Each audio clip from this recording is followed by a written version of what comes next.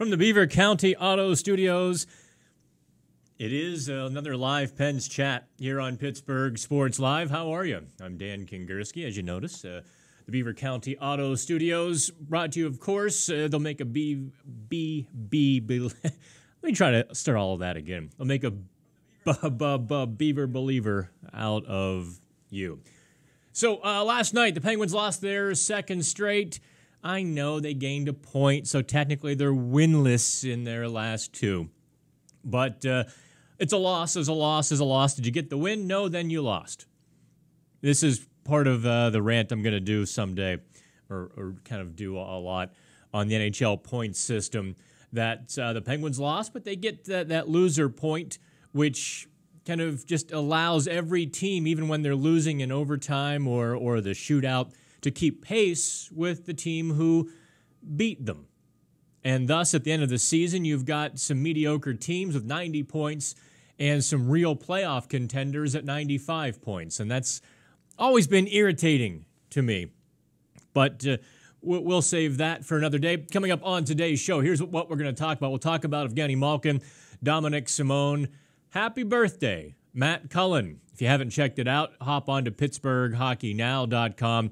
Shelly Anderson does what Shelly Anderson does so well, and she talked to Dad about being 42, which, geez, I don't feel so old all of a sudden, and playing hockey at 43. We'll dive into that in a little bit. Also, I want to get to the Penguins' competition and what's driving them nuts. I think that's a very worthwhile discussion. Especially, I think if you're a Penguins fan who wants to really understand the team, the game, where they're going, what they have the potential for, looking at the opponents and who's given them trouble is something I think is very worthwhile. So we're going to get into all of that and also talk about a little bit of site news. Pittsburgh hockey now is played by their rules too long. We've been trying to be somebody else now for a good 6 months. Yeah, it's getting kind of stale for us to just be chugging along wearing someone else's shoes. And we'll talk about that. Look, no notes, so if I forget anything, jump onto the chat board and let me know. Also, as I say every time, look, join us on the YouTube chat.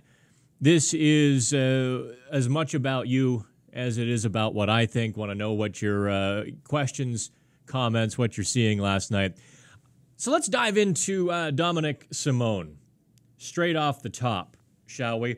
And I don't have the images of Dom Simon ready just yet. But suffice it to say, I'm getting a little tired of the stupid. There is just an element of Penguins fandom that just embraces personality conflicts. Oh, well, I like Daniel Sprong. I think he can be great. Therefore, Dominik Simon has to suck. And if Simon makes a mistake, well, therefore, Sprong is entitled to a mistake. And there's just so much silly, irrational logic being chucked out on social media. I almost wonder sometimes if a lot of you can see through it. I get worried that the stupidity drowns out real logic and analysis, just straight off the top of my head. And I was watching last night when Simon made that mistake late in the first period, and Sullivan gave him an earful. And he did. Simon coughed the puck up at center ice during a line change and then was caught out there for well over a minute. Oops. Yeah, big mistake. That doesn't negate all of the good things and some of the great things he's been doing. But there was almost a revelry on social media last night. And I usually kind of try to keep my finger on the pulse of social media because I know that's what a lot of you are thinking. And, you know, it's a voice for the fans. And the revelry in Simone's mistake last night. Oh, well, Simone made a mistake. Yeah, he'll bench Sprong for that same mistake. Or I had it chucked at me. You'd kill Sprong for that mistake. And I just kind of wonder if some of you have hit your head. Are you there? Are you kind of there on the same planet? If a guy does 10 things really well and is helping his team win, and he makes a mistake like that, you kick him in the butt, especially as a young player. You wouldn't kick an older guy like, say, Patrick Hornquist in the butt for that same mistake. You might say, hey, Horny, you know, right? And that'd be the end of it. But a young player like Sprong or Simone, you're allowed to crack the whip a little bit. And in fact, maybe it's good coaching, just to reinforce those good habits so that a young player who's on a hot streak doesn't get too wayward. We've seen that a little bit with Simone. He does get a little bit wayward when he's trying to do too much. And in that moment, whether it's a mistake or trying to do too much, I'm not going to assign too much blame. But the reality clearly was he made one bad play, he made 10 great plays. And so, yeah, I'm not going to kill Simone for that same mistake that I would have spanked Sprong harder for, because the debits and the credits right now are balancing heavily in the favor of Dominik Simon. You know, this guy getting the tap. Gorgeous goal last night on the power play, yeah? Racing in behind Jake Gensel, pokes it through. Is it Polak or Pelich's legs? I forget which. But you get where I'm coming from, right? It was great, and he's been setting up Crosby. That line has had eyes in the back of their head. I think it's time to, if I could break one thing in the Penguins fan base, it is this ridiculous reliance on the back of the jersey instead of the front of the jersey. I mean, my gosh, some of you I don't think are Penguins fans. And look, it's not my job to make you a Penguins fan. I'm not. It's my job to bring you the truth and the analysis and to grow your knowledge, your understanding, and your entertainment of the sport. That's my job. I have been bewildered now that we're getting late in the second generation of the Penguins fandom and franchise, and crossing now into the third generation since Lemieux essentially birthed the Penguins in Pittsburgh. It's time we upped our game here. It's time that analysis was debated and discussed rather than the personal garbage that we've got going on. I'm sure I'll be getting hit a little bit here on the chat board for that. And that's part of the new or the old. I think, we're going back to the formula of just saying it. I've tried to be a reporter and a good little boy for too long. No more. I'm just going to shoot it straight. And if someone gets their feelings hurt, or if your favorite player is on the wrong end of a criticism, tough luck. That's just the way it's going to go.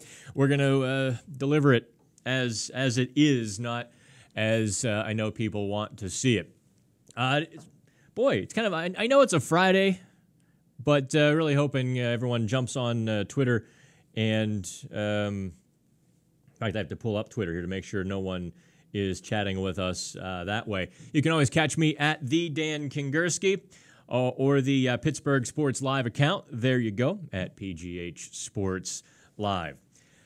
A happy birthday to Matt Cullen.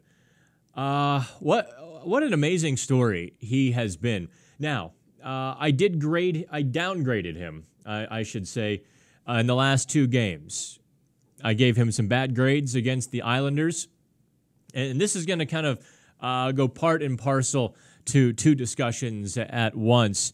in terms of Matt Cullen and that shutdown line, SCH, down, and what opponents give the Penguins fits. Cullen looks he looks like a new man this season from what I saw last year in Minnesota. He's just such a great fit for what the Penguins do.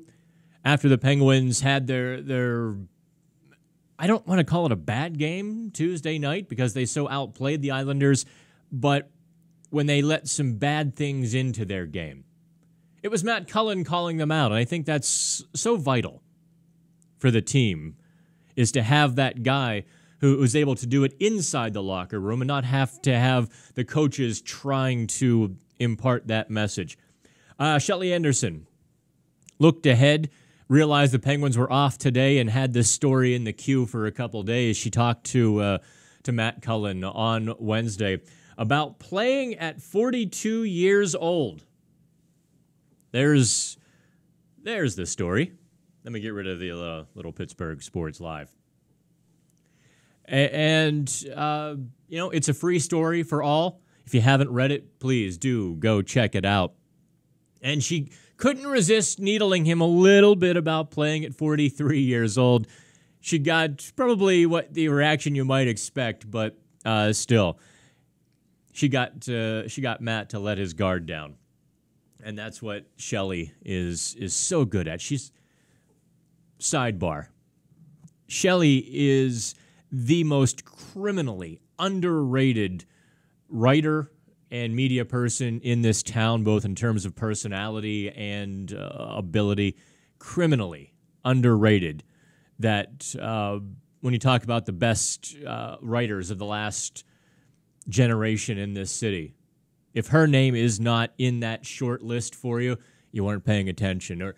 Or maybe because she was buried. Look, she was a woman in sports journalism through the 80s and the 90s, when that was still a woman in the locker room, kind of a deal. And, I'm not going to break too much confidence, but some old-time thinking certainly impeded Shelley's ability to bring you a lot of the great stories that she otherwise would have for a lot of her career.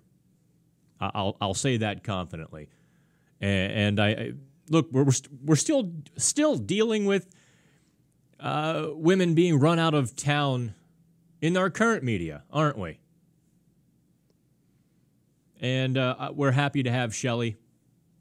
Very happy to have her on Pittsburgh Hockey Now. Just can't say enough good things. So check out the Matt Cullen thing.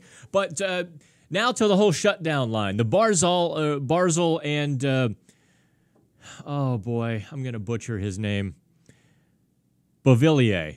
The Bees last night dominated the Penguin shutdown line. Those two kids took it to Cullen, Hornquist, and Sheehan. Now, why that's important, they did it Tuesday night when the Penguins had the final change, but kind of rolled with it, assuming that that line could shut down the Islanders as the Penguins shutdown line did shut down Toronto. It really didn't work because Barzal is just so good. That kid is for real. I was curious where he would shake out without Tavares. He's even better this year. My gosh, is he good. Exciting. Just exciting player to watch. What a fun team the Islanders are. And how much difference Barry Trotz has made. For everyone who wants to say, well, NHL coaches are kind of a dime a dozen. They don't make that much of a difference. Look at what Barry Trotz has done with the Islanders. Compare them to last year when they were more talented, being coached by Jack Capuano and Doug Waite. Now, I thought Dougie Waite was a pretty decent coach, but look at how much better they are with Barry Trotz. It tells you what you really need to know about the difference between a really good coach and maybe an average or a better than average coach who can be disposable. 2-3 years, fire them into the season, get that coach bounce, and and ride from there. Nah, Trotz is the real deal. Hey, want to say hi to the Nintendo addict and Brad. NES addict, I do want to get to the chats here. But I want to finish this point on why the shutdown line, the Islanders. Notice the opponents the Penguins have had difficulty with. Notice that what Montreal has done to the Penguins and the Islanders have done to the Penguins. Both of those teams beat the Penguins twice in short order. And both times, actually, I guess it went to extra time. The Penguins got the loser point in the second game after losing 5-1 to Montreal and then 6-3 against the Islanders. Young, scrappy, fearless, fast teams who just go for broke, take away any space the Penguins want to get. In the case of the Islanders last night, they were aggressive on the forecheck. Here, we'll use the Beaver County Auto Studios signs again. They were aggressive on the forecheck. And they gave the Penguins space to rush, but then they would collapse into their slot. They would pack that zone. They would let the Penguins kind of dither around the edges. But they really didn't allow the Penguins into that dirty scoring zone. Let me pull up the heat map here. There it is. Now, on the right side are where the Islanders got their shots. Look at that bright red in front of Matt Murray. Murray played really well last night. Sometimes that can be lost in a shootout loss because everything is so magnified in that one-on-one battle. But Murray was brilliant last night. Look at the Penguins now. They've got a much smaller concentration to Grace's left side. And a lot of blast coming from the left point, not the right point. So the Islanders were steering the Penguins, kind of giving them what they wanted to give the Penguins. And I thought the Penguins took the bait, as they have before. When a team gives the Penguins space to skate up ice, they take it. They don't necessarily realize they're being trapped to the outside. They're being trapped against the boards. They're being trapped in the soft scoring zones, and they're not penetrating the high scoring zones. That was one thing I thought the Penguins didn't do until the third period last night.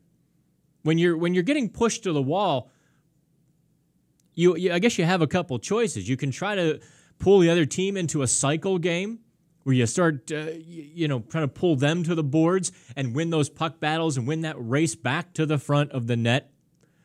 Or you get the puck low and you throw it in front of the net.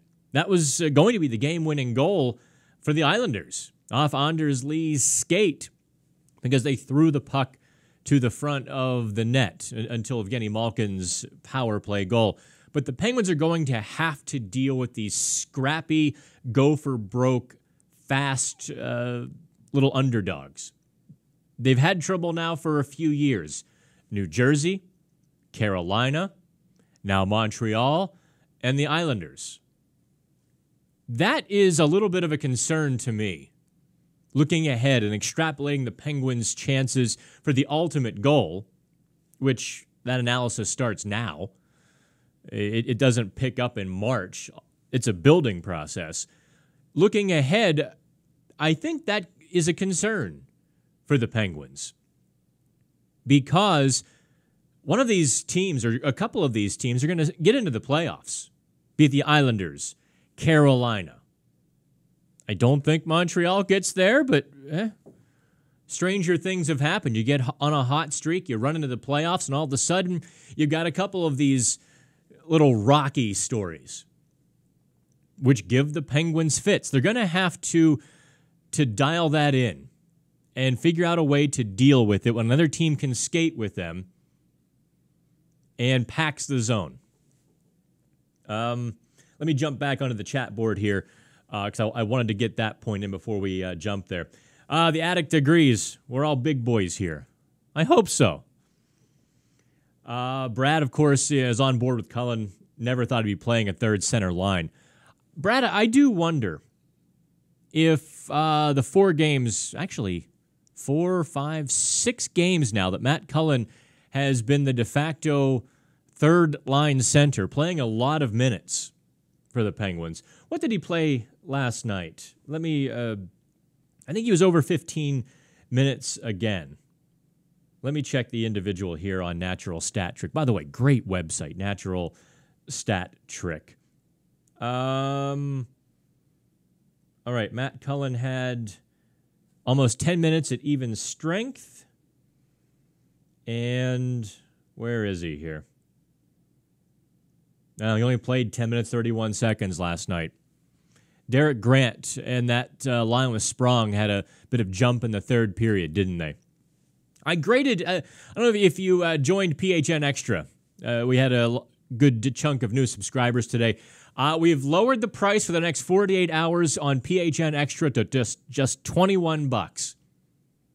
That's almost a 33% sale for the next 48 hours to join PHN Extra in the report card.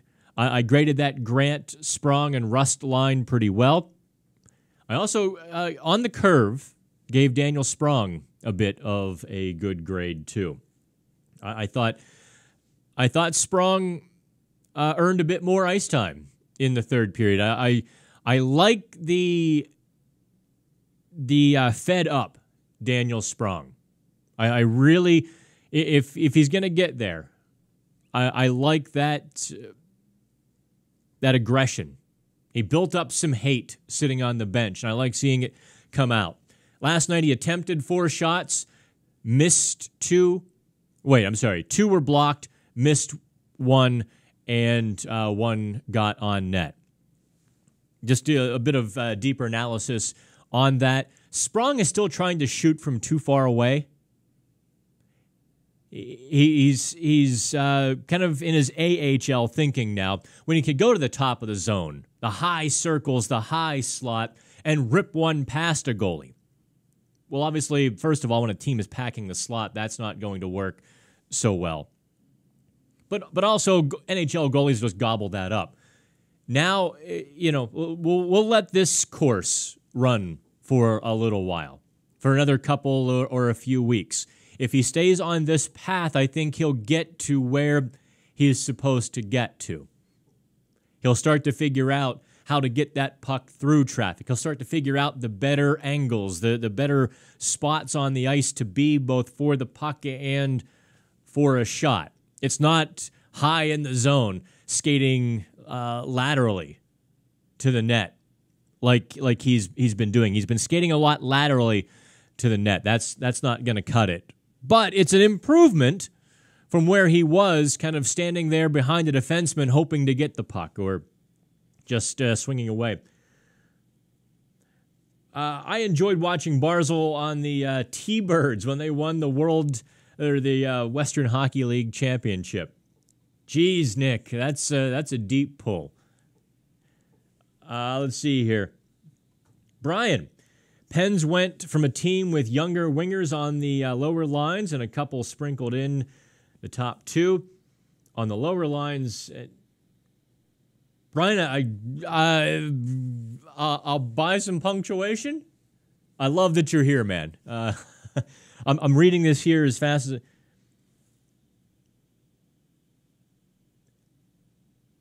Oh, okay. What Brian is saying is they had lots of youth in the lower lines and some youth sprinkled in the lineup.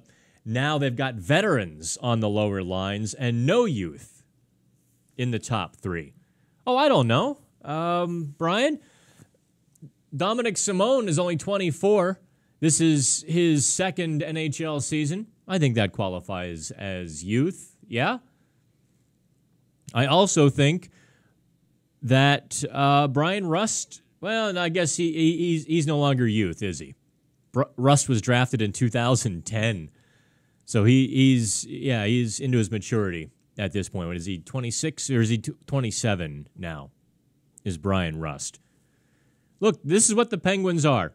The Penguins are a battle-laden veteran team, second oldest in the NHL. They are built to win this Stanley Cup, not the 2020 version. So if you're going to try to win this year's Stanley Cup, I think they've got enough youth to do it. Dominik Simon accounts for a lot.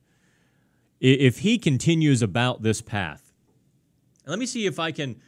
I'm hoping that my laptop and our little deal here sync up so that I can get you Mike Sullivan's video from last night.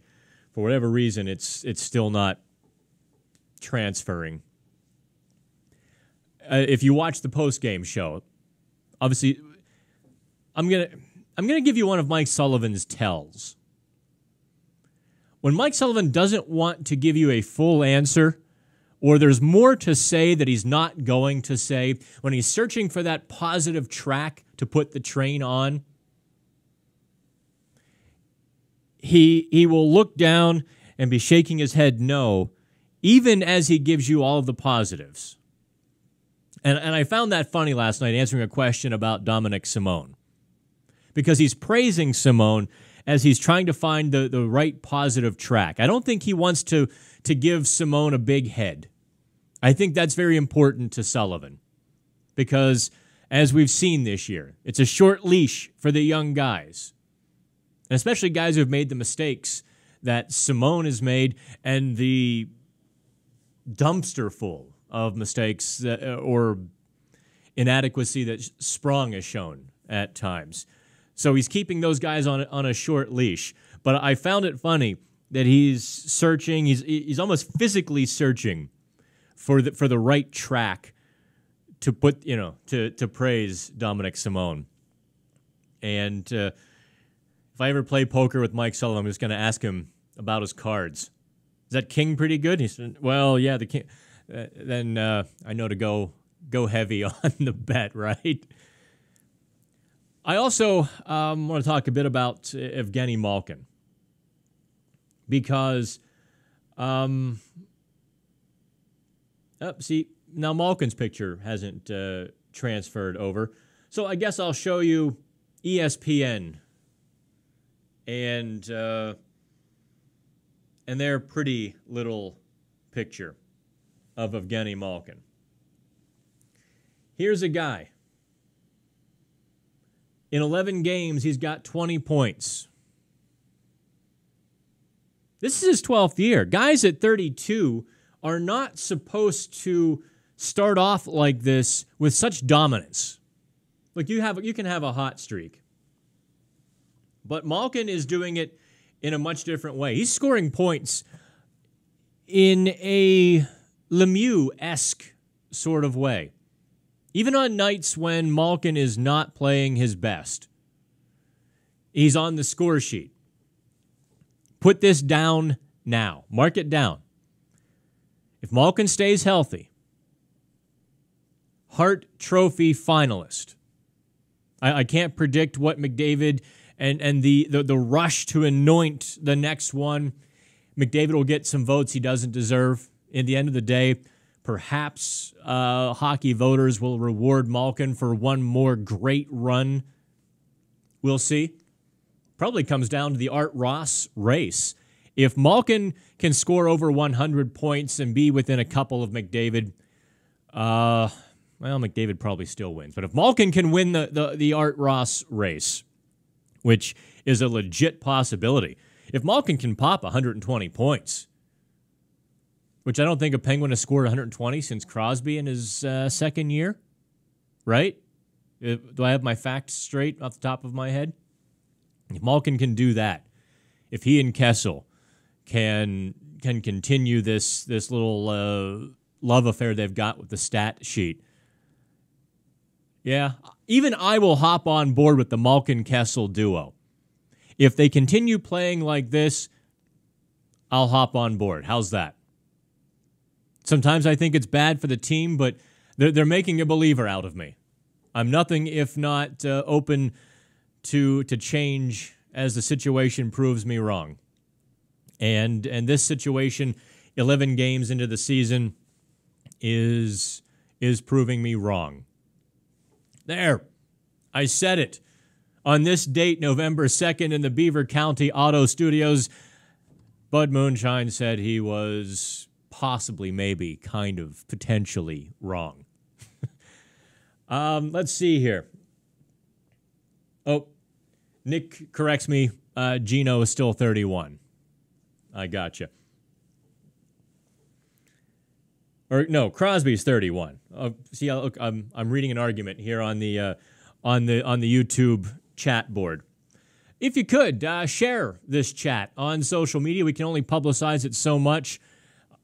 Have fun doing these, and I want to do a lot more of these. I keep it just to Penguins, although I am considering one Penguin show a week and one general show, because I'd love to dive into the Steelers right now. And something tells me that the Pirates are about to become a soap opera again, too, aren't they? With no middle infield left. No Gung, no Harrison, no Mercer, no prospects to fill in. I'm really watching that with a close eye. The Pirates won me back. Huntington, Coonelly, Nutting, don't screw with me now. But then the Steelers are about to become a soap opera too with Lev Bell. Clock is ticking when he reports, or if he doesn't, that's going to be a lot of fun. And I think we'll be doing a lot more shows here on Pittsburgh Sports Live. The back wall, just a little bit of news and notes for Pittsburgh Sports Live. We appreciate all of your support and the subscriptions. The wall behind you, not behind me, but behind the camera here, and the extra 10 feet that way is still unfinished. We just ran out of time in September with Penguin season starting, with Pitt getting underway.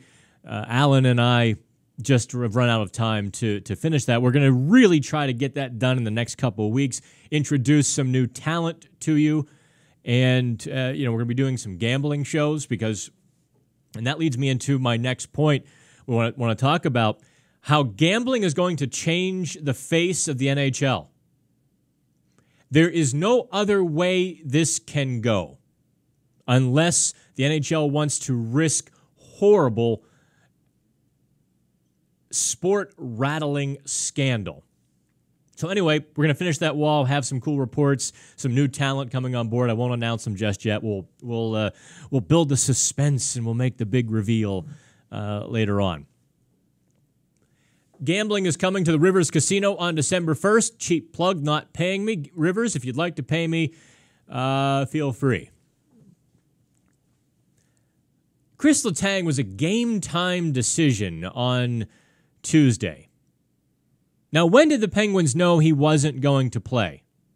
Was it in the morning that they figured he was probably going to be out? Now, think about if Tuesday night against the Islanders were, I don't know, Game 7 of the Eastern Conference Final. Chris Letang, a game-time decision. Derek Brassard wouldn't be ruled out days in advance. No, Derek Brassard would be a game-time decision. That's not a criticism of the Penguins or Mike Sullivan. That's a criticism of this archaic Neanderthal system which hockey has allowed to exist. I wish I still had the tape. I had Ken Holland on my Sportsnet show back in 2013. For those of you who don't know where the hell I came from, someone actually mentioned where I came from to some Penguins staff, and they looked like, seriously, Dan? Yeah, this crazy guy used to work out of some pretty big places. Till a family brought me back here and grounded me. I mean that in you're grounded, not in a peaceful grounding sort of way. Where was I? I had Ken Holland on my show, and I kind of was picking at that scab because I figured he, of all people, would be the guy to kind of spar a little bit with in talking about injuries and how the NHL will not disclose injuries. And his big answer, it was twofold. The first answer is that you fear opponents targeting that injury. If a guy has a bad shoulder, he's going to get ridden into the boards harder and more often. A bad leg is going to take some hacks and whacks on that leg. That's true. It's disappointing that the NHL can't protect its players a little better from hacks and whacks, but I think we know that's going to exist in perpetuity. The second point is, he's like, well, Dan, look, the NFL has to abide by full disclosure injury rules because of gambling. We don't have that burden in hockey. Well, we're going to have that burden here real soon, aren't we? Because states are lining up because there's money to be made. Never underestimate what a government will determine is moral or legal based upon the benefit to them, huh? Gambling is immoral. Wait, how much money can we make on this? Gambling is legal. So here we go. Now, how long is it going to be before we have this crossroads? The NHL has already announced a partnership. Has Gary Bettman announced the partnership with MGM for gambling in all places legal? MGM will be the NHL's gambling partner in this. So I assume before long, online will be available, and it will be very intricate in the things you can gamble on, opening face-off wins or number of saves, over, under. It's going to get in-depth, as the Capitals owner Ted Leonsis put it, to enhance fan experience. It will mean about $200 million in the NHL's pocket annually. And I would expect that number to grow as it becomes more accepted and available. And quite frankly, some of that stuff is fun. Some of that really, but I learned long ago, keep my money in my pocket unless it's a roulette table. I'm pretty good at roulette and blackjack. Otherwise, whatever team I bet on. Now, if you want, you can always bet on my Stanley Cup picks. I've had a few dinners at Ruth's Chris over the years. Grateful friends have bought for me because as long as I'm not betting, I'm clear as day. When my money's on the line, I'm toast. But here's the thing. The NHL is going to have to disclose injuries now. Or they are going to put their trainers and the deep team personnel, equipment managers, or guys who are traveling with the team as PR people, or I'm trying to think of all of the people in a team caravan. You know, second equipment managers, whatever it might be. They're going to put all of those people in harm's way. What if it's a big game, there's a lot of action on the game? How much money is inside injury info worth? How much money would it have been that were Game 7 of the Eastern Conference Final if Letang was going to play? How much would that information be worth to a gambler? Huge money. Absolutely huge. And all of a sudden, look, all of those tertiary personnel that I mentioned, they're not making $5.5 million. They're not even making the assistant coach's salary. Some of them can make $1 million or so. No, you're talking about ordinary people, support staff, making honest working wages, $50,000, $60,000.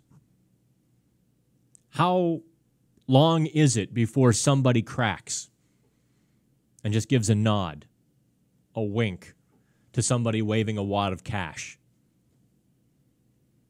And so for the NHL to get into gambling as they're going to have to realize this immutable fact that injury information will be extremely valuable monetarily. And they're going to have to protect their people. And the only way to do that, the absolute only way to do that, is to make full injury disclosure. Yes, Chris Letang's leg is hanging by a tendon. He's not going to play for 6 months, but we're going to tell you he's day-to-day. No more day-to-day stuff. They're going to have to be full and upright. And any attempt to appease both sides, both the gambling side and the old school hockey crowd, primarily Canadian, the old school boys, any attempt to appease both of them is going to end in absolute disaster. Having said that, I'm kind of looking forward to maybe placing a couple bets within half a mile of my house. That's going to be dangerous. That's going to be real dangerous when I see a bad line or two on a Hurricanes game or something where I'm going to enjoy watching the game and I can go flop $20. It's actually the best thing that it's actually the best and worst thing. For these local casinos, the Rivers, the Meadows, and the Pennsylvania casinos, they don't serve free drinks. If they did like they do in Vegas, I'd just have my mail sent there. Straight up. You're watching hockey on a 20-foot television, getting free drinks. I pretty much might skip showering. I might skip showering. Like some other media personalities in town. Just might skip it entirely. Well, that's 2 shots at media persons today. Wonder if you... anywho. Chris says, hey, Dan, loving these Pens chats. Pens are no longer the fastest team. Absolutely right, Chris. If you're just kind of new to us a little bit, I really beat that drum before the road trip. And actually, the Penguins got to their cycle game, Chris, because I think they began to realize that gap didn't just narrow. That gap has been erased entirely, and there are faster teams in the league now. Without question, there are faster teams. And so the Penguins actually, get this, Chris, and everybody else, the Penguins actually have size and a strength advantage over most teams. When the hell did that happen? You think of the Sidney Crosby, who's essentially like a wrecking ball. Malkin is 6'3" and strong as an ox. Their wingers, Patrick Hornquist, and it's tough to knock a lot of the Penguins off. Even Daniel Sprong is a thick guy who's tough to move when he decides he wants to be a tough guy like that. And on defense, we have Alexiak and Johnson, too. And Letang is not exactly a soft defender. He's not soft. Anyway, all right, Brian. Toronto's already being more forthcoming with injury information. Yeah, they are. And when the Maple Leafs crack, I think that might have been a test for the NHL. Somebody had to bite the bullet. Kyle Dubas is no Lou Lamoriello. He probably said, okay, yeah. What is Dubas, 31? 32 years old? If there's one guy who would probably accept the NHL's invitation to be a test market, it would be he. Yeah, he was upfront about Matthews' injury. In fairness, Matthews' injury was far more serious. It wasn't like they were hiding anything short-term. The real test will come, when it is a couple game absence, or a guy has just a bad a sore shoulder and needs to miss a game or so. Will they have the guts to say sore shoulder? He's out one game, or that will be the real test. And honestly, I wonder if injury disclosure will help or hurt hockey players. Sure, opponents might take a little bit of a run. I wonder if players will try to conceal their injuries, even from the team, as they've done in the past with concussions. Or even an injury they believe they can play through. They won't really seek treatment, especially the bubble guys. The guys fighting for playing time and even an NHL sweater are notorious for just hiding everything that they can. Get on the ice and play come hell or high water. Don't take a game off because the guy behind you might have a good game. You don't get in for a week, then 2 weeks, and all of a sudden the position you had is gone. It's an unfortunate reality of sports, isn't it? I wonder where that's going to go. I wonder how many of you realize that we've walked up to the abyss. Sports, hockey especially. This won't change the NFL. The NFL is already ingrained in the gambling culture. Even though most gambling on the NFL is illegal, they still cater to it. They know where their bread is buttered. The NFL has been the biggest proponent of gambling. You know, they're doing, no, don't gamble, while they count the money with this hand. So it won't change the NFL. But it's going to change hockey.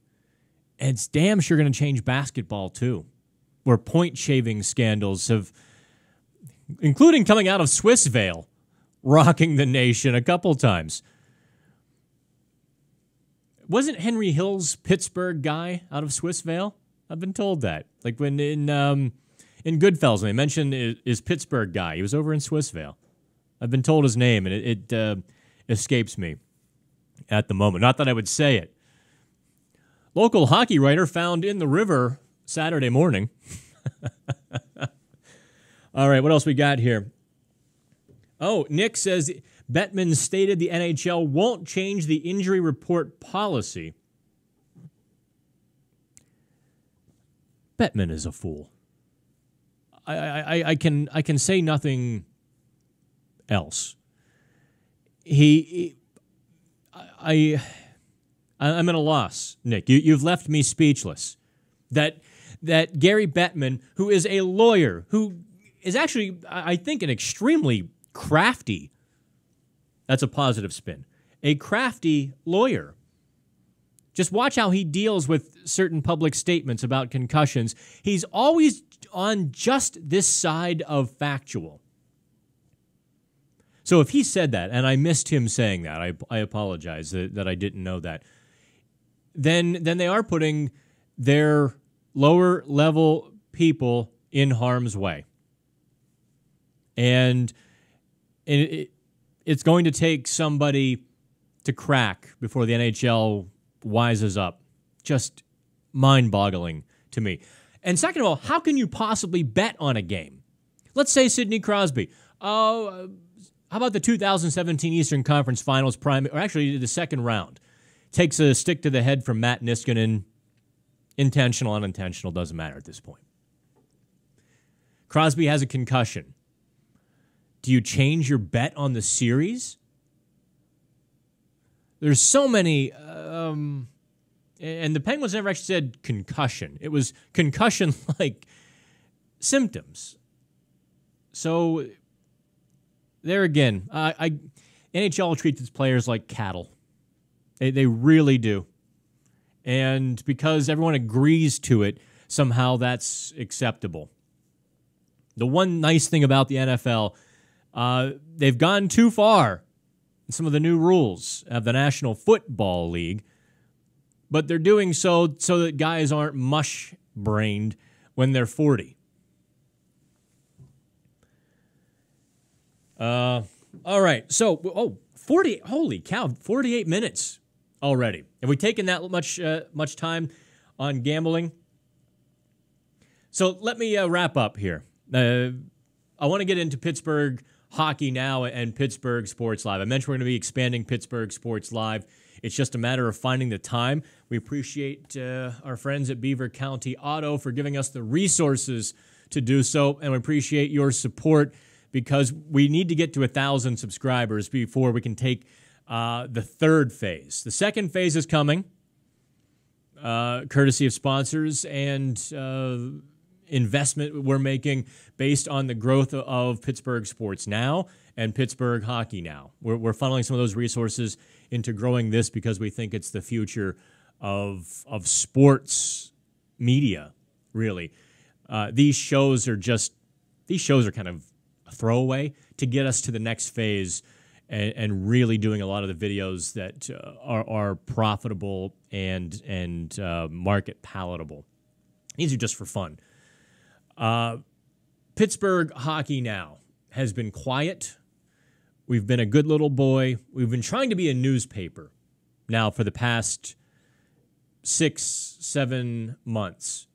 We've been trying to kind of wear somebody else's pants and shoes and become one of them. And I've just, the last couple of weeks, been coming to the realization they will never let us be one of them. And the market will never let us be one of them. How in the world is everything just froze? So I'll tell you what, we'll hold this to another time. We'll end the chat now, and I will, I'll drop some bombs pretty soon. Have fun. It is Pittsburgh Sports Now, Pittsburgh Hockey Now, Pittsburgh Sports Live in the Beaver County Auto Studios. I'm Dan Kingerski. Have fun, kids.